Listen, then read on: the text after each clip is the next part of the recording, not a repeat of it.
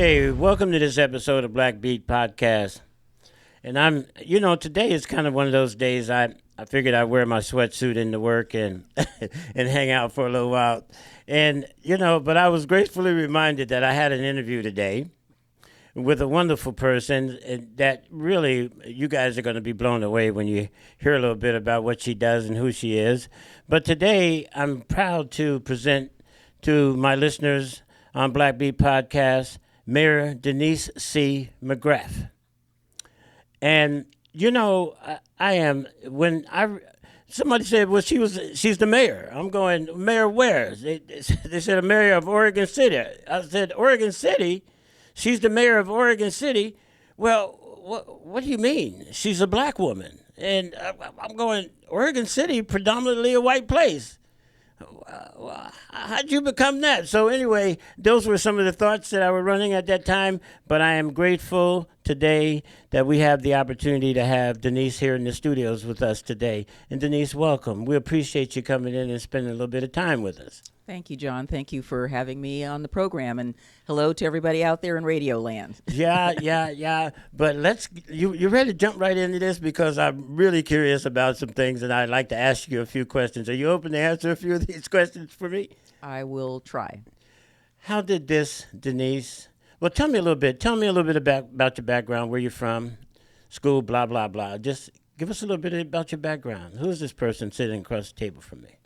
As you asked before, I was born on a military base. My dad was a career military in the Army, and I was born in Fort Leonard Wood, Missouri, which some people who know where that is are frowning about it because it's a base where a lot of new recruits come and they get inducted into the Army there. And so I believe that's what my dad did. So from there, my father was transferred to a base in California. So I grew up in Fort Ord, which is in the Monterey Bay Peninsula, and Seaside and Pacific City, Monterey are right there in that vicinity. The base is now closed, but I spent most of my childhood there. I have a brother and a sister who were also born on military bases there.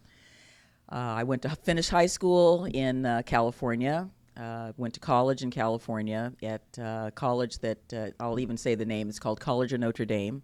It's in Belmont, California, which is on the peninsula between San Jose and San Francisco. Right.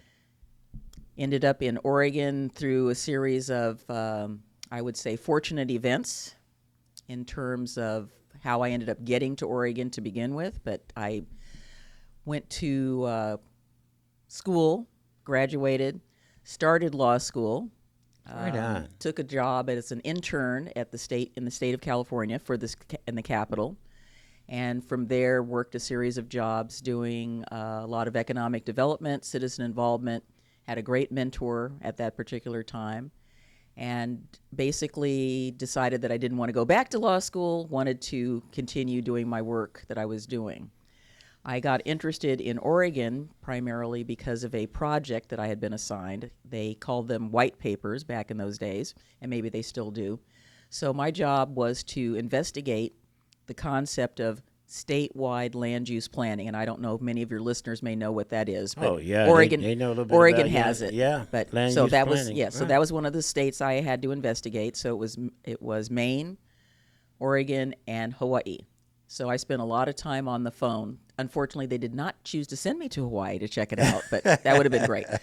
But I did a lot of research, wrote up my findings, and turned those in to our director. And he had then in turn turned it into the governor's office. And I will tell you that in honesty, I don't think that the state of California really ever wanted to look at planning on a statewide basis the way Oregon does, but at least they had the information. I had been continuing to communicate with the people in Salem about the program and what they were doing, and through a series of circumstances, as I said, that internship ended. I ended up working for the Department of Commerce. I ended up working for the Air Resources Board, which is equivalent to our Department of Environmental Quality, and then the governor at the time put a hold on hiring, and I'm sure people the governor of California. Yes. Yeah. And so knowing that might be coming, my paperwork was in to go take my next job, and it looked like it was 50-50. So I decided to apply for graduate schools, and I had planned to stay in the Sacramento area and go to UC Davis. Yeah, yeah. So I applied. Good old UC. Yeah, UC. So I applied to UC Berkeley, UC Davis, and on a whim applied to the University of Oregon. Primarily because... Yeah, that's what you told me. Oh, down, you went to the O. Yeah, graduate school. Yeah. But they didn't have out-of-state tuition at the time. So I didn't get into Davis. I got into Berkeley and got into the U of O. And I decided, well, why not? So I moved to Oregon, to Eugene, to begin my graduate studies. So I do have degrees from the University of Oregon, but just to be fair to your fans, I am not a Duck fan. You're not a Duck fan? No, sir. Oh, well, who are you the fan of? I'm not really into football. Oh, yeah. Well, she just doesn't know. She's got a football guy sitting over here. I have family that are long ballers, so I hear about it all the time. Yep. Anyway, so I graduated out of the University of Oregon in the political science department with a master's and a master's in urban and regional planning. Wow. And then was working part-time while I was going to school. And I guess if you want to ask about how things led to where they are today, yes, I've always been a person who wanted to live in a place and then make it better than I found it. So I got involved in not only my graduate school work, I was teaching at the same time. That was my job. I was a graduate teaching fellow. I got involved in my neighborhood, and it was South University Neighborhood Association in Eugene, and I started going to meetings, and you know how that goes. Yes, if you're a willing volunteer, they will find things for you to do. Make the contribution.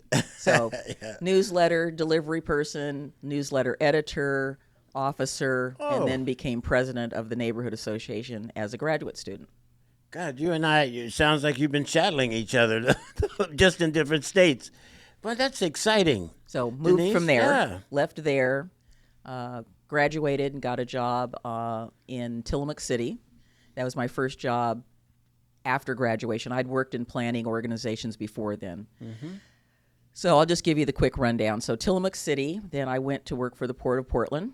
A friend of mine was the planning director for Deschutes County and said, gee, we've got an opening. Would you like to come interview for a job in Bend? So I was in Bend for about 6.5 years.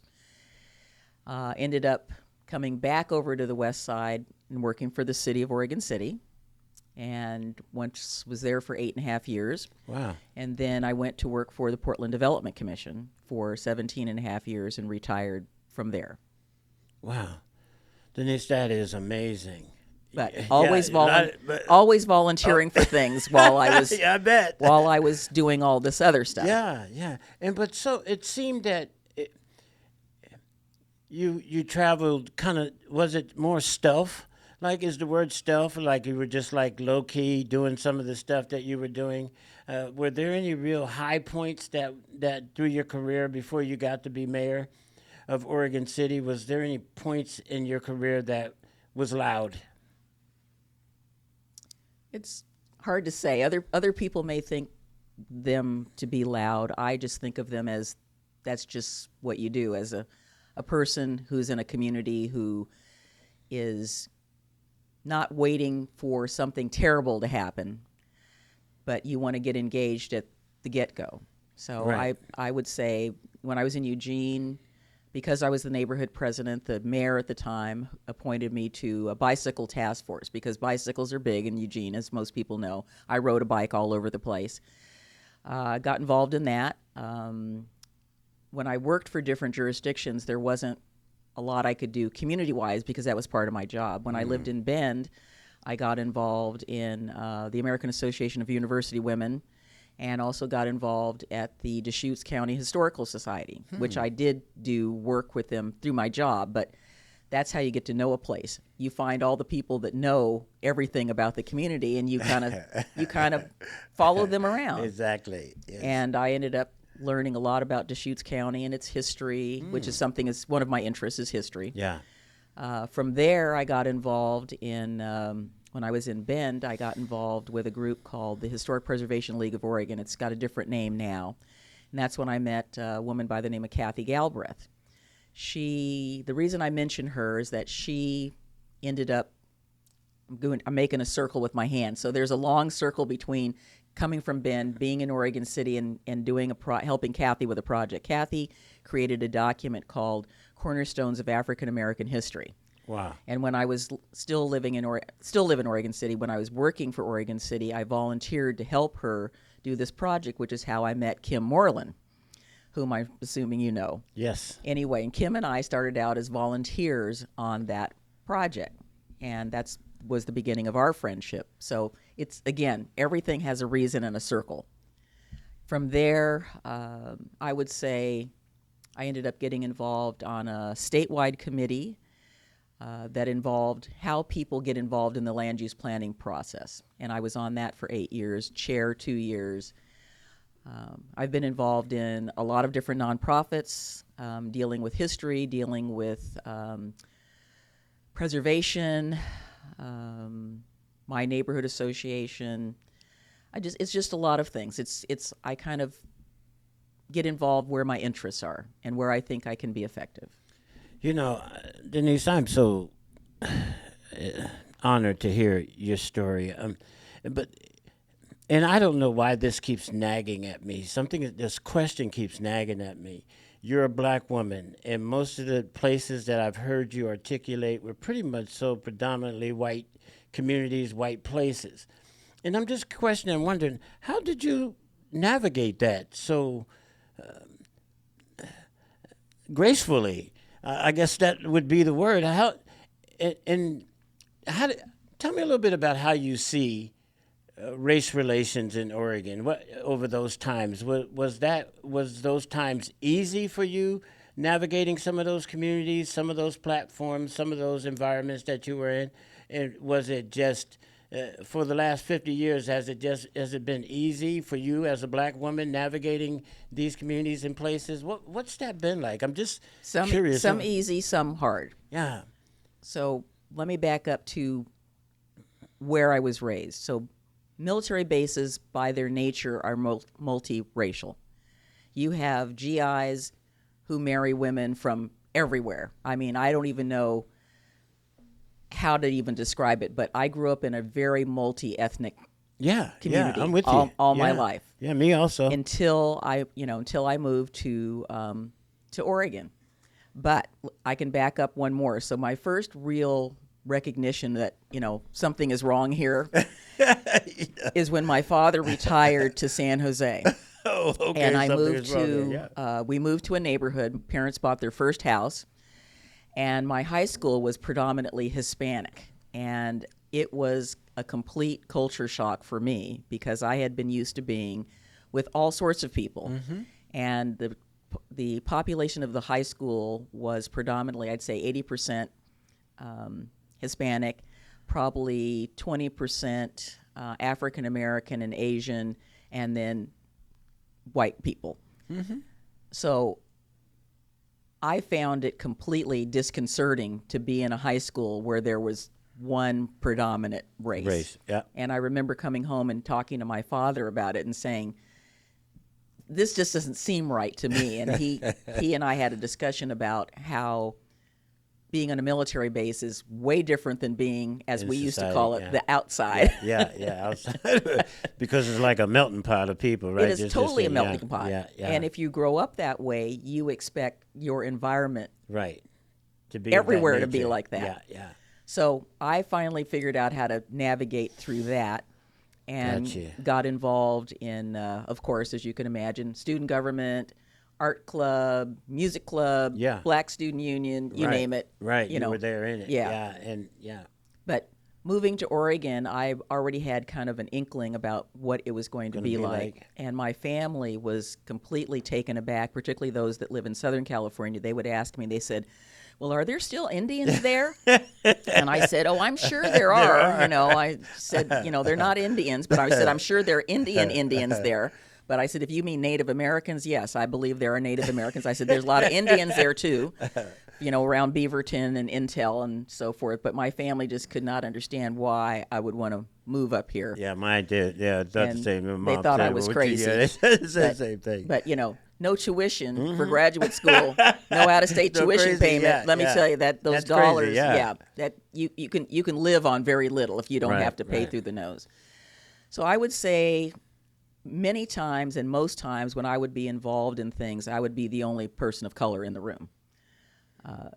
I can identify. I with decided that I could either have a chip on my shoulder about it or I could do something about it. And I decided the latter, that I would do something about it, trying to engage other people of color or just do something to lead by example. Yes. And that's kind of how I have navigated it. Yes. I will say, and I'm sure you've heard of this, I've had people have complimented me on how well I speak. And I would say, what do you mean by that? Or they would say, well, you're not from around here. it. Are you? You know, those types of questions. Yeah, you're not from around here, boy, is you? And, you know, it was always very polite, but I would act like I didn't really know what they were talking about and just proceed on doing what I was doing. Because I think if you give in to that or acknowledge that, you're letting them take advantage of you. Gotcha. So I tried not to let that happen to me. Gotcha. So someone came to you, Denyse, and said, you should be the mayor of Oregon City. Not quite. Tell me a little bit about that space. How you get there?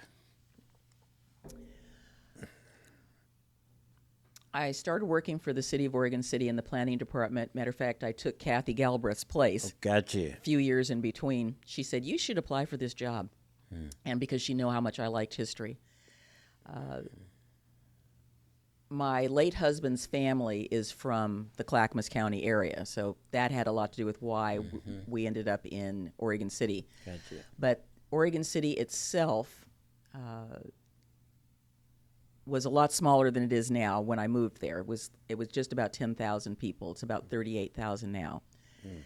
And I never really had any, people say, how did you get into politics? And I have to correct them because what I do is not politics, but it's not really politics. But did I ever think I would ever run for office in my life? And the answer would be no. That is not what my path was, and that is not what I was interested in. I was interested in trying to work to solve problems and make my community better. So when I stopped working for Oregon City, I was able to get involved in the community. So of course I go to my I'd been going to the neighborhood meetings anyway, but I was a staff person. So I started going to the neighborhood meetings as a community member. And they had various projects, and I said, sure, I'll volunteer, called Don't Put Your Hand Up, but the hand up goes anyway. I ended up getting involved, being the land use chair. Okay. Then I was president for 2 terms of our neighborhood association, where I represented the city neighborhood in front of the city during different issues or positive things. So we wouldn't always come with something. A lot of times what I have found in my career is that people only show up at their neighborhood meeting when their ox is being gored. Yeah. we want people to come to a neighborhood meeting because we want to do things that are positive. Like proactive, yeah. Like do street cleanups, put on a neighborhood picnic, do a neighborhood fair, neighbors night out, all sorts of things. And again, I moved into a very tight-knit area of my city.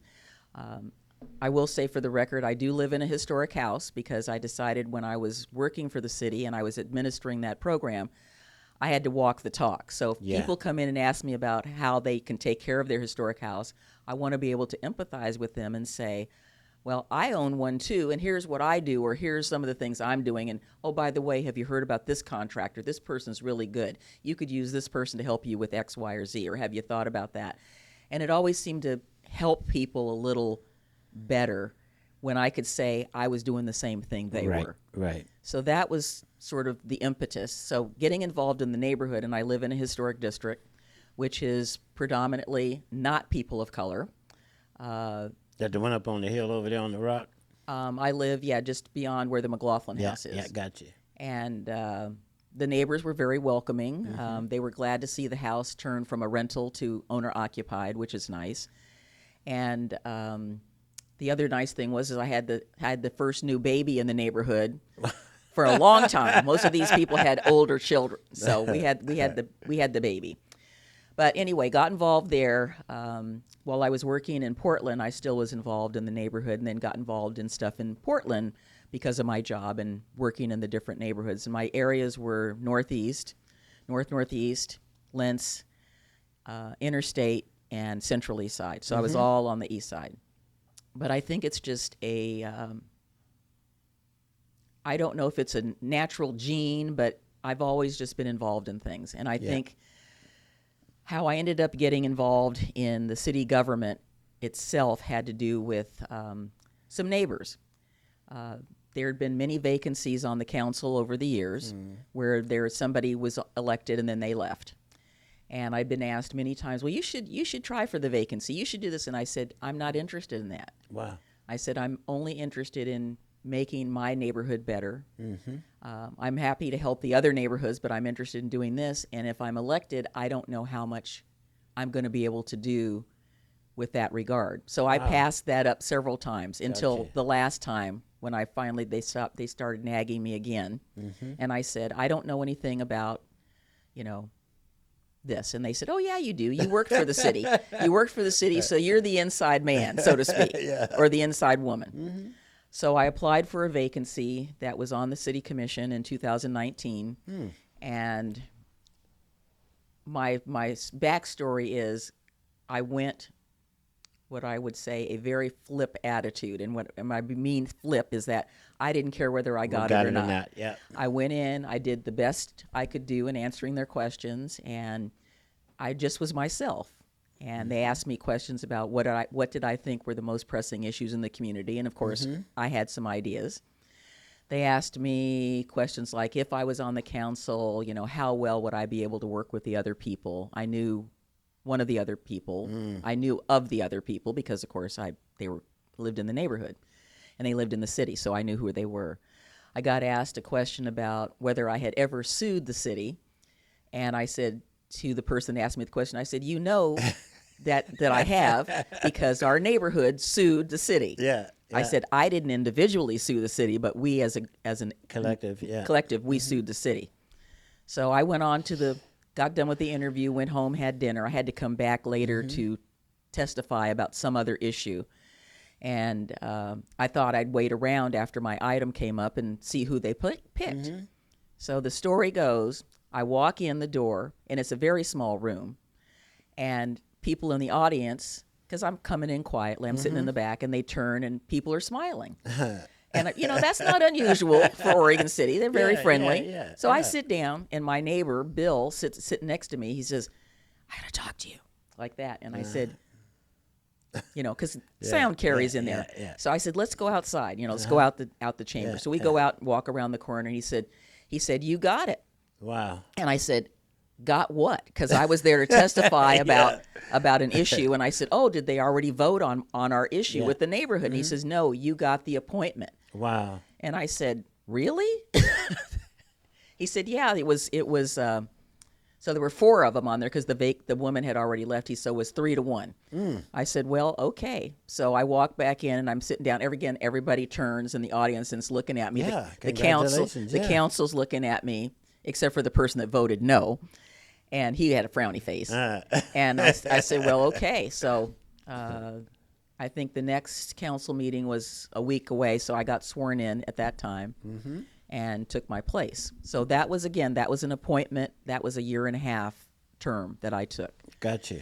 And we're getting into my second year because it was February, so I served out the rest of 2019. This was 2020, and my friends said, you need to run for re-election. I said, I don't know if I really want to do this because there was some kind of wonky issues going on. Of course, we hadn't gone into COVID yet.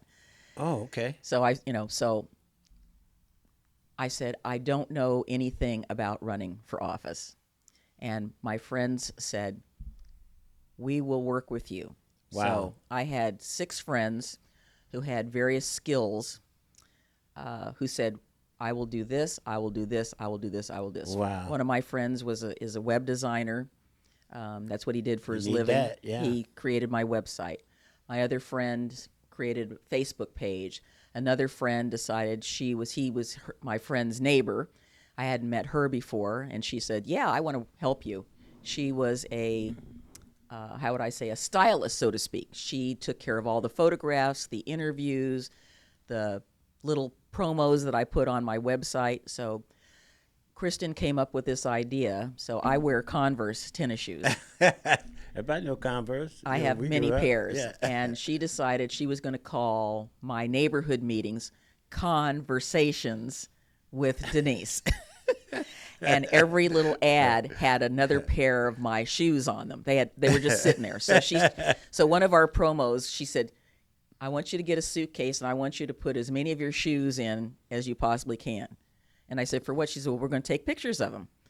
So I bring them to the photo shoot, and she's taking them out and arranging them how people do that. And she said, okay. So I have a pair of Wonder Woman high tops. So she said, I want you to wear these, and we're going to go out on our promenade, and I want you to run down the promenade. And Alex is going to take pictures of your feet as you are running. So anyway, she made a little promo out of that. So I continue to still have conversations with people. And just something else. But it's, and I get asked all the time, well, how many pair do you have? And them sneakers is what got you elected? No. What got you elected? Well, I think it's because I think it had to do when I ran for city commission. So we're called city commissioners instead of council people. I think it had to do a lot with what was going on at the time. So there was COVID. There was potentially a possible recall of the person who was the mayor at the time. And there was a lot of, well, there was George Floyd. There were all sorts of things. And as you can well imagine, some of the people in our community didn't think the death of George Floyd had anything to do with Oregon City. Yeah. But it did. And the people in the community were very upset about what happened. And there were some, I would say, peaceful protest marches. There were signs of support. Like down on the main drag going through 99. No, they were on 7th Street. They were on 7th? Yeah, But they're and on 99 now, no? They were on the bridge Yeah. between Oregon City and West Lynn. Yeah. And the person that was the mayor at the time was very, how would I say, discouraging, he did not think it applied to us. So there were other issues which I don't really want to talk about. Anyway, the four of us who were left decided that we wanted to be supportive of our community. And if they wanted to peacefully protest, they should be able to do it. Why would anybody stop you from doing that? Well, we know fast forward to 2025, but that's a whole nother story. Right. So there was that sort of thing. My whole issue about being on the council at that time was to help improve the livability. And I know it sounds a little trite, but people feel very strongly about Oregon City's uniqueness. They feel that it is a very special place, just like everybody's city. It has history, though, doesn't it? It has I mean, history, It's probably yes. one of the first cities It is in the first Oregon? city. Yeah. It is the first city. So Wow.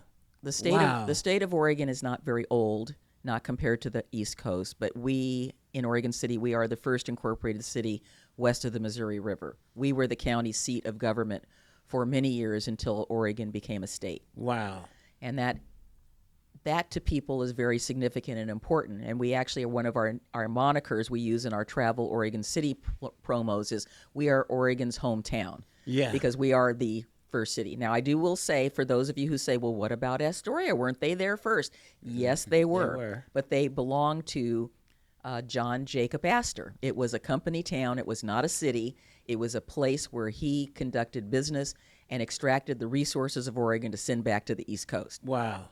Astoria got incorporated in 1911. So, see, we beat them out by many years. You think so? Yeah, I know 'cause so. late 18 I have to argue with my 'cause cousin. They were all the time. established. Oregon City was established in 1844. Yes, Right. our birthday is December 24th, 1844. Denise, it's so ironic, isn't it? I mean, after all these, what would be the year total of the city's existence? What, 200 years? Oregon City is, 1844 and 2025, we're over 180 something. And you consider the history of Oregon and anti-black state, and you get to a reality today, fast forward 2025, the oldest city, a black woman is now mayor of that city. Yes, and it's ironic that Oregon City is the only place in the state of Oregon that excluded a black person for being. Yeah. His name was Jacob Vanderpool. He owned a saloon and tavern and a boarding house in downtown Oregon City.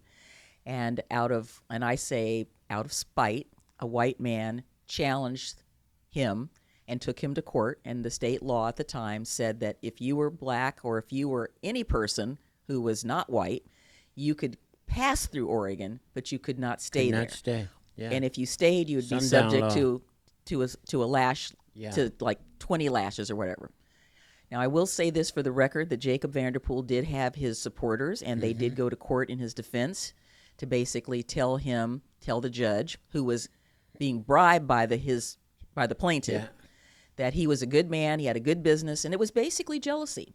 The gentleman, his name was Theodopoulos Magruder, had a boarding house, but you can well imagine it was run down, and people back in the day said that it was nasty and had bed bugs. But he bribed the judge at the time, and so the judge, without even hearing most of the testimony, ruled against Jacob, and he had to leave. Wow. But that's the only time it happened. But I am embarrassed that happened in Oregon City. We had some other unfortunate things happen. Many people do not know about the incident at the Whitman Mission and the 5 Cayuse men who came down to testify at a trial. And unfortunately, the people that were in charge of Oregon City at the time, or let me say, the territory, not the city, the territory, decided that they were guilty, and they hung them.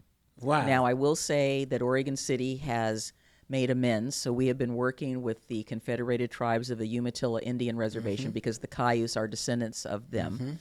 We have a monument in Oregon City that we worked with the Grand Ronde and the Umatilla tribes to create a memorial to these 5 men who were hung. And I had the privilege of being able to speak and apologize on behalf of the city for this happening within our boundaries and to make amends to them. So the city helped fund it. We are working on phase 2. We have a phase 1. So if you are in Oregon City, walk along the McLaughlin Promenade about halfway, and you'll see it. It's on the left. It's very moving. It tells the story of the Cayuse 5 and what happened to them. And we are working very hard to do the phase 2, which will be a restorative, contemplative area where you could sit and think and meditate if you want to, whatever you want to do there. And we're working again with the Grand Ronde to make this area, make this part of this monument happen. So we've been able to apologize for one thing. The Grand Ronde have purchased a portion of the property that used to be the old Blue Heron Mill. Right. And they plan to redevelop the property. They own it in fee simple, which means they are just like a property owner. They pay taxes just like everyone else. What they want to do there. That's the east side of the river, right? Yes. Yeah, So what they want to do there is they have a master plan, and if anyone is interested, look up Tumwata Village, Tumwatta, and you'll come onto their website and you'll see what their plans are, but I'll summarize them. They would like to heal the land. So it's been in some sort of industrial use since 1829. As you can well imagine, it's contaminated. They have been doing environmental remediation work. Unfortunately, with the current government, they got one of their EPA grants canceled. But they did get part of the property at the very front by 5th Avenue cleaned up. Right, at the light there, right? Yes, and that's been cleaned up. They're moving towards the other parts. Unfortunately, there was a fire last year started by somebody who wasn't supposed to be there, trying to keep warm, and set one of the buildings on fire, which was really terrible. Put our fire department in great danger, which is why it was smoldering for a very long time. Yeah, I remember you can imagine old growth timber, over 200 years old. Flame gets in there and it just smolders, and so they didn't want to go in to try to demolish it or do anything because of the danger. They were afraid it was going to fall on them. So the Grand Ronde want to create some economic development for themselves. They plan to put a hotel. They're looking at some retail shops, some businesses in there. They are also looking at creating a ceremonial location for themselves towards the end where the falls are. There would be a longhouse where they could worship and have their ceremonies. They plan to have some open space. What the other thing they are doing, working with us at the city, is that we have an easement along the river. I can't tell you defining, it's not here or here, but it will go along the river and it will provide public access to the river and the falls eventually. Right. And so we are working with them very diligently to start construction on that and make it something so that people can come and see. You ever hear that saying, you move swiftly and quiet, but carry a big stick? Oh, you're talking Teddy Roosevelt. Sister Mayor McGriff? Speak softly and carry a big stick. Yes, ma'am. That was his slogan. Yeah, but let me tell you something. What I see you doing and where you at right now, Mayor McGriff, you are shaking and moving. And I am grateful to see you doing the work that you're doing and being honored with the opportunities that you're being honored with in that environment down there. For some odd reason, it's always been a place where I've gone to heal myself. When salmon season start, I'm in the river. For years I've that's been my go-to, my getaway, Oregon City, and I've gone along that whole promenade up to the falls. I troll it up, back all the way back down to the state. And I've often wondered, because we also have driven the houses where you live along the tops up there, but there's another part of Oregon City too that goes further back east, yes. right? That yeah. most people don't see. Yeah. You come from there. So, how much geographically? How big is the city itself? I mean, in landmass. I should know how many square miles it is, but I don't. But we can have Fawn look it up. Okay. So we have 3 levels in Oregon City. So first level is down on Main Street. That was where the town started on the river. It's been built up a little bit, but one of the reasons why people moved up to the second level where I live is because of the floods. So there were a succession of floods, and you have did the same thing. And you have to imagine that the ground, so where 99E is not where the base of the river is. Right, it was further down. Further down. And so they didn't have any idea. So it flooded and flooded and flooded. And finally they just said, we've had enough of this nonsense. So they moved a lot of the churches up the hill. Then the residents started moving up the hill and the businesses stayed down below. So there's the second level. And then what we call Hilltop, that's the third level. So Oregon City is built on a series of geological cliffs. Yeah, so it's all basalt. Right. So my house actually sits on a huge piece of basalt. Yeah. So first level, and then you've got the cliff where the elevator is, and then you've got, that's all basalt. Then you come up to the next level. The third level, again, more basalt, more cliffs, and then it evens out to where they call some of the area where the county is red soils, because the soil is red. It was very productive in agricultural production. As a matter of fact, when I first visited Oregon City in '73, that was still being farmed up there. Yes. There was hardly anything up there. Yes. And the city has just spread out, taking, unfortunately and fortunately, depending on how you look at it, there was a lot of filbert growing, a lot of agriculture. And so we do have a lot of wineries just outside the city limits that are great. So come visit the wineries. Mm-hmm. But Oregon City has been, I would say for the most part, has been welcoming. I'll have to tell you a little anecdote. So when I first started working for the city still had a paper. It was called the Enterprise Courier.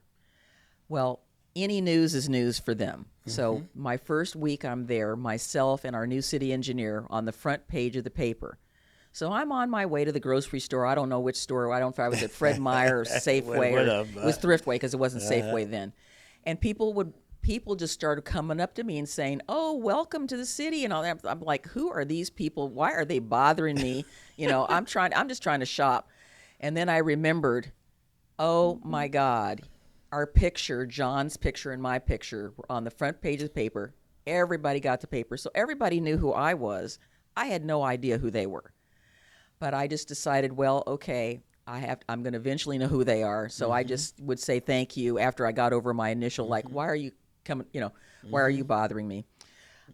It wasn't bothering. It's just how they are. Yeah. So over time, as I've been involved in different, activities, Ivy cleanups, neighborhood association, those sorts of things, people know who you are. Yes. Just yesterday in Fred Meyer in Oregon City, a woman came up to me and she said, "You look really familiar. Are you the mayor?" And I said, yes. And she says, "Oh, da-da-da."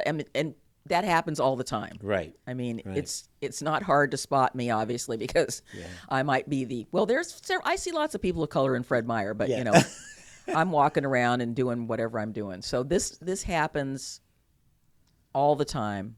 My neighborhood is very walkable, so I know all my neighbors. I'm walking down the street. This is Oregon City for you. Somebody will be driving down the street. Doesn't matter if there's traffic. They will pull over, roll down their window, and talk to you. Say hey or whatever, or they're honking at you or whatever. They don't even know you. No, these are people that do know me. Do you? Okay. Yeah, and then I do the same thing. If I see somebody on the corner, I might roll down my other window and say, "Hey, just to say hi." And then you people behind me getting all uptight and honking their horn, Right. and I'm just like, I'm waving. I wave back at them, and then I go on about my business. But it is sort of, how would I say this nicely? There's sometimes the notoriety is fine, and other times it isn't, because I do have my detractors, obviously. Yeah. I never can really tell whether it's because I'm a woman, whether it's because I'm black, or it's just because. But I try not to let them detract me from the work that I'm doing on behalf of the community. And I'll be honest with you, John. I'm being selfish about it, because the work that I'm doing eventually will benefit me as well as a person who lives there. Yeah. So it's not like it's for nothing, but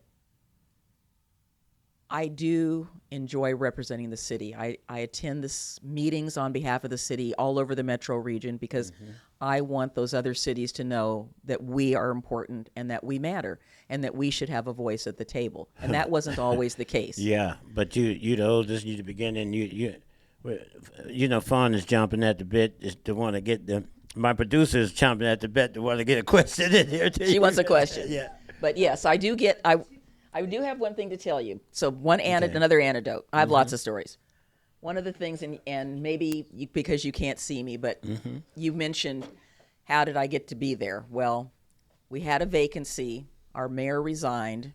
She moved out of state after our recall. She took his place, the person that got recalled, and I thought, great, I'll love serving under her, doing the work. She decided to leave 4 months into her new term. I became acting mayor and then ran for election, and then to fill her vacancy, and then election. So that's how I got there, reluctantly. I will say this, that I did ask the other 4 or the other 3 who sit on the commission separately, not violating public meeting law. One of us needs to do this. One of us needs to step up and do this, because we need to bring the community together. Right. And they said, well, I can't do it because I can't run again. They all had an excuse. Yeah. And they said, you're the only one that can do it. Right. And I said, I need to think about it. And I thought about it. And I would like to recognize my dad, who said many times to me, he said, you have 2 options in life. He said, think of it like 2 doors. You can either stand at the door and not go through, or you can stand at the other door and you can open it, and you don't know what's on the other side, but you know that that's the right thing to do, and you do it. And so I thought about what my dad said. He's been deceased for quite a while. It's 2004. And I just said, Daddy, what shall I do? And it was pointing to that door that I didn't really want to walk through. Yeah, yeah. An internal governor. Mayor, yes, Fawn. Just because you have about a little. But I had one thing I wanted to end. No, but Right. I still need you to ask about the grand run. She just I said did. it. She talked about did it. talk about yeah, it. yeah. Okay. Yeah. And there are 3 questions, Mayor, that I like to ask my interviewees, and at the end usually of the interview. And these questions are pretty simple. They're rapid fire questions, and they're not. Speak to me about life. Speak to me about death. Speak to me about love. And I ask you each time. You tell me your response to each of the questions, and I'll speak to me about life. Life is precious. I'm trying to make the most of the time that I have. And I think Oregon has given me a lot of opportunities that I might not have had if I hadn't moved here. And what I do for my community, what I do for the state, what I do for my community is giving back. It's all about giving back for me. I'm not interested in getting anything out of it other than I try to do my best. And that's what I do, live every day. I do practice yoga. I do meditation. Those things have helped me, but that's my goal, is to give back. My platform in running was livability, making Oregon City better for everybody that lives there and those who come visit there. I want people to come visit, want people to see what I see. It's a great place. It's not always an easy place. Speak to me about love, Mayor. I am blessed with a wonderful family, my siblings. I am blessed with some very close friends. I feel that love is important in the sense that I govern with my heart, and maybe I shouldn't always do that, but that's me. I lead with my heart. My head's there, but the empathy and the love that I have for the community that I live in is unlimited. And yes, I've been hurt a time or two by the community, but I think I can bounce back. I have people I can talk to. I have mentors and advisors that I can bounce things off of. Speak to me about death, Mayor. Well, what's that old saying? There's two things people don't like, death and taxes. Just paid mine, by the way. Yeah, you'll be. Yeah, the property tax came. It was like, ow, ooh. Yep, ouch. But it's something that I recognize for what it is, but I try not to dwell on it. I think about it a lot in the sense that I wish so many times that my dad was here. I could ask him questions. I could say, Dad, what do you think about this? And I know he's there with me in spirit. Another family member that is very near and dear to my heart was my father's sister, who raised me after my mother died. I called my brother the other day and I said, I really wish I could talk to Aunt Inez. And he said, well, you can. Just speak your heart. Yes. She will help you and answer. So I know it's inevitable, but you got to live every day, and that's what I do. Yeah. I can you breathe for a second. It's a long way here. We got here. As you reflect through the conversation you had with me over the last 45 minutes, and considering the listener, is there anything you would like to impart to our listeners at this point in time that, as you reflect back on your conversation, our conversation today, that you would like to impart to them and share with them about the Mayor McGriff, about the place you live, about the people you serve, and the work that you do? Is there something you remiss that you would like to share with them? Well, I will say that I am very fortunate to have a dear friend and a mentor who is also a black mayor in the city of Albany. Yeah, I know him. Yes, Alex is incredible. I know. Yeah, he's kind of a, So between myself and Travis Stovall of Gresham, we talk to each other. I will say, let me mention for the record, there was a fellow, Ken Gibson, who was a mayor in King City, another very non-people of color community. And I think he was the first in the metro area. Travis is the second. I'm the third. Right. And I didn't set out to be the only female mayor, black mayor in the state of Oregon, but apparently that came calling. Yeah. And again, I had to accept that for what it is and try to represent. I want people to know that you can't just sit around and wait for somebody else to do something. Hallelujah. If you want something done, you got to get up and do it. Hello. And that is part of what I see, that we don't have people coming up behind me. I spend a lot of time in schools in Oregon City because I want those kids, particularly the ones of color, to see me and say to themselves, I could do that. I didn't have that coming up, and I'm sure you didn't either. I never had a teacher of color until I got into college. Hello. So I want them to see that if they decide they want to be the mayor, they could do it. And we do have a contest, a statewide contest. It's called If I Were Mayor, so let me plug it. Yo, y'all listeners, hey, look here. This concludes this topic and this conversation with the mayor of the city of Oregon City. You know, you don't learn if you don't ask the question. And the answers that I got today from you, Mayor McGriff, I'm honored to be in your company, and the work that you're paving the road to.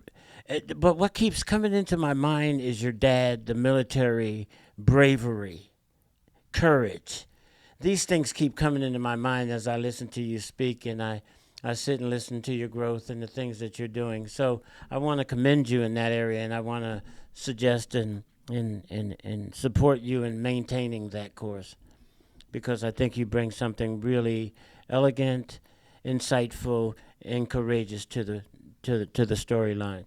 And I do appreciate you. You're here coming into the show today. Thank you for having me, and thank you for telling the story. We all need to step up. I'm blessed. Yeah. How do our listeners get a hold of you and talk to you? They can call me. My number is on the city's website.